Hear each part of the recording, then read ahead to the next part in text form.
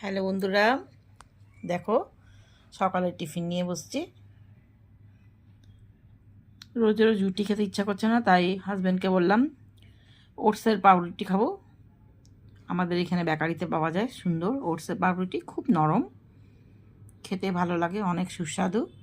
তো সেকে দিয়েছে আমাকে, আর দিয়েছে সাথে একটা নিরামিষ তরকারি, কাঁঠাল আছে, কাঁচা কাঁঠাল, মিষ্টি আলু, এমনি আলু, তারপর হচ্ছে মিষ্টি কুমড়ো দিয়েছে, পটল, ভাত করলা, এই যে সজনে ডাঁটাও আছে, সব দিয়ে সুন্দর মাখো করে একটা তরকারি করে দিয়েছে। আমি ভাবলাম এটা দিয়ে একটু খাই।